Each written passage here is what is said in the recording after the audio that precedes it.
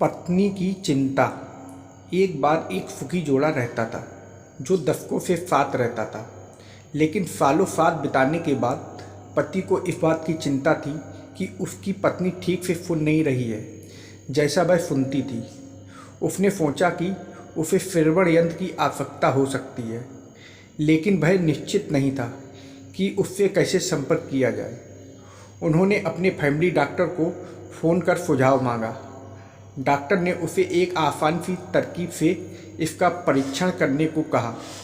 Doctor ने कहा, उससे 40 फीट की दूरी पर खड़े हो जाओ और उतनी ही ज़ोर से बोलो जितना सामान्य बातचीत में उससे बोलते हो।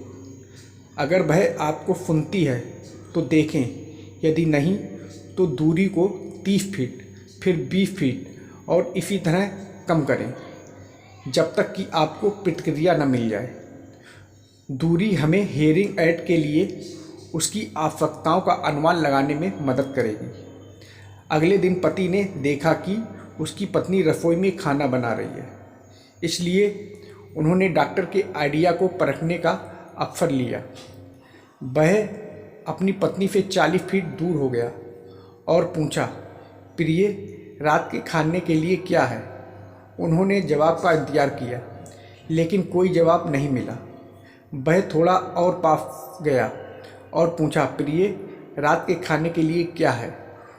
उन्हें अभी भी अपनी पत्नी से कोई प्रतिक्रिया नहीं मिली। फिर वह अपनी पत्नी से 20 फीट की दूरी पर खड़ा हो गया और वही सवाल इस उम्मीद से पूछा कि इस बार उसका जवाब मिलेगा, लेकिन पत्नी ने कोई जवाब नहीं दिया।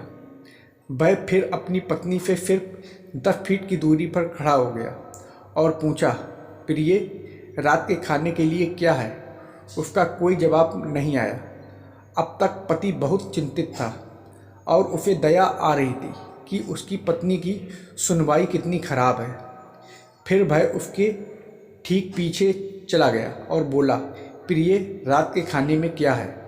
पत्नी चिल्लाई, जान, मैं 5वीं बार कह रही हूँ, चिकन।